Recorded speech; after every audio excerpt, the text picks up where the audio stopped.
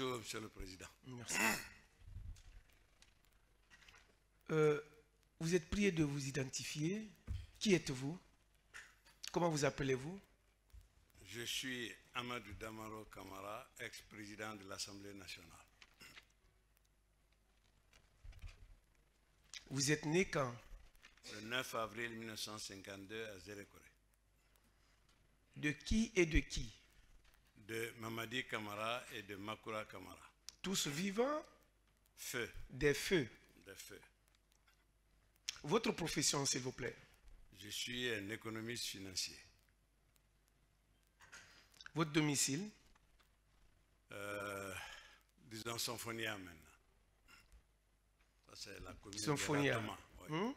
La commune de Ratoma. Oui. Conakry. Conakry. Êtes-vous marié? Je suis marié. Père de combien d'enfants? De 13. Tous vivants? Tous, Masha'Allah. Dieu merci. Vous avez combien de femmes? 3. Il est dit ici 4 femmes. Oui, en ce moment, oui. D'accord.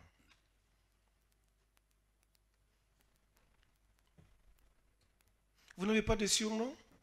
Non, pas du tout. Vous êtes de quelle nationalité? Guinéenne. Avez-vous déjà été condamné? Non. N'avez-vous jamais été condamné? Non. Avez-vous accompli vos obligations militaires? Sous la Première République, il y avait un mois de service militaire, oui. Mais je n'ai pas été dans l'armée. Donc, vous n'avez pas accompli vos obligations militaires? Non. Vous n'êtes pas recensé donc? Non.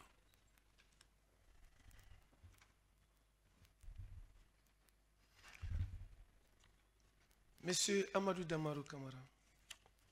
Oui, Monsieur le Président. Vous êtes renvoyé par devant cette cour suivant ordonnance de non-lieu partiel en date du 28 février 2023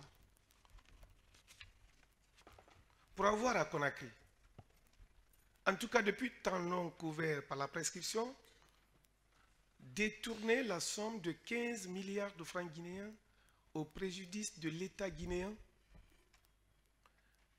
dans les mêmes circonstances de lieu et de temps et en votre qualité d'agent public, après une mise en demeure, donc d'avoir été dans l'incapacité de justifier l'origine licite des ressources qui vous permettent d'être en possession d'un patrimoine ou de mener un train de vie sans rapport avec vos revenus légaux.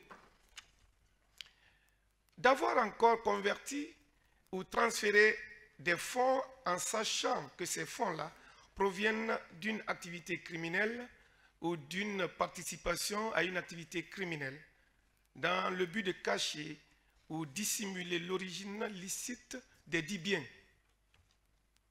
Et donc d'avoir accepté directement ou indirectement des libéralités pour vous-même afin d'accomplir ou de vous abstenir d'accomplir des actes dans l'exercice de vos fonctions officielles.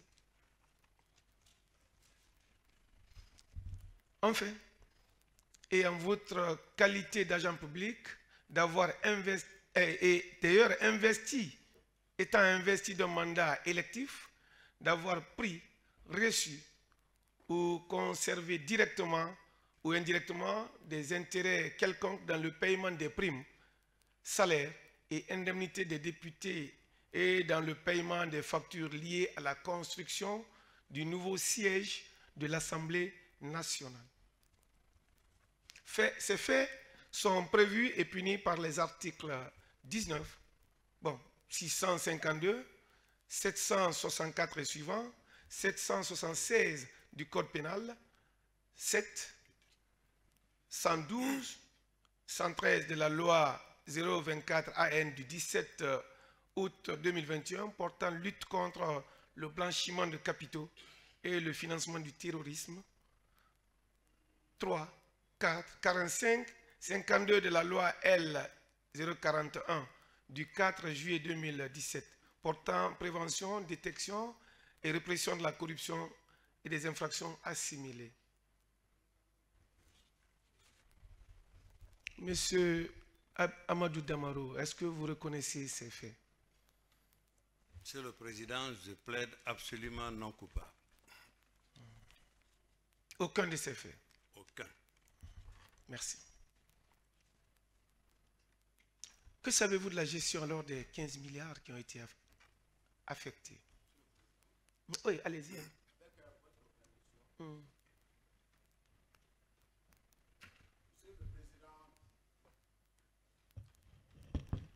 Vous vous souviendrez avec moi que c'est la première fois que M. Amadou Damaro Camara comparaît devant votre juridiction.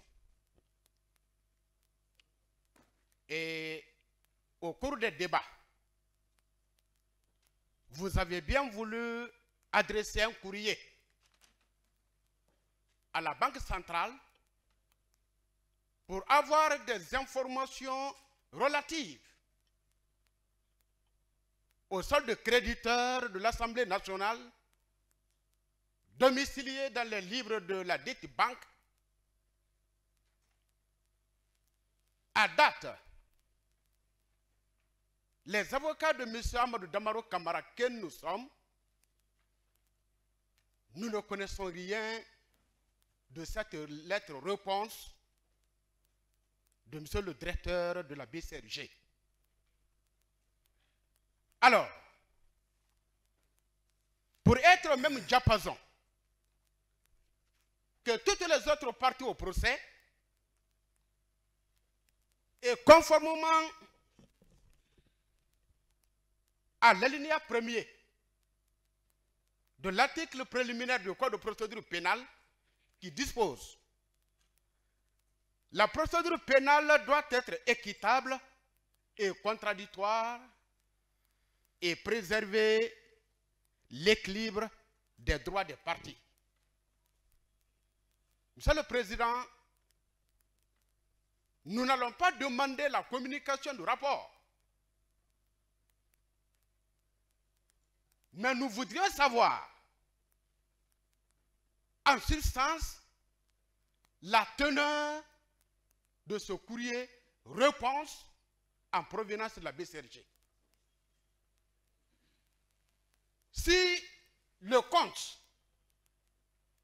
était débiteur à la date du 5 septembre 2021 ou s'il y avait un solde créditeur et à hauteur de combien?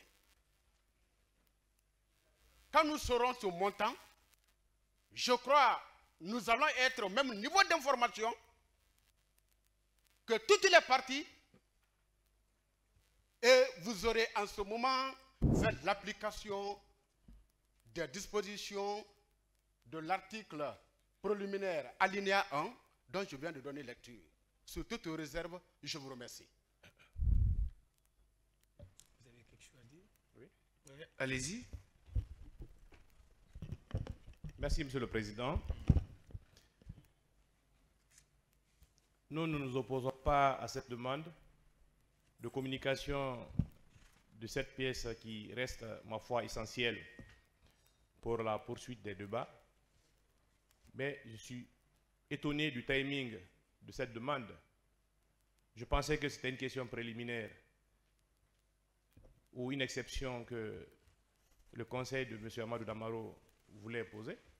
Si ce n'est pas en cela une telle demande, je pense que nous sommes à la phase des débats. M. Amadou Damaro doit répondre aux questions que vous venez de poser et à écouter son conseil. C'est une observation. À l'issue donc des audiences tenues aujourd'hui, il pourrait éventuellement disposer de ces copies. D'autant plus, Monsieur le Président, qu'il revient à toutes les parties de demander ou de prendre connaissance des pièces de dossier auprès du président de la Chambre de jugement.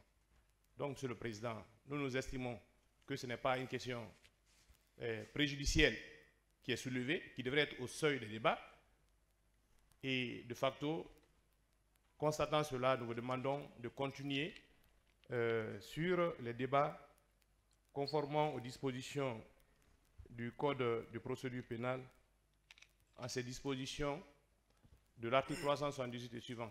Je vous remercie. Bien.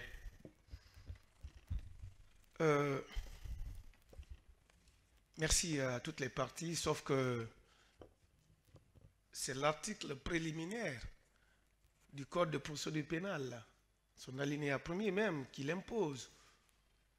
Le traitement doit être vraiment équilibré, équitable, d'autant plus que M. Amadou Damaro Camara est une partie au procès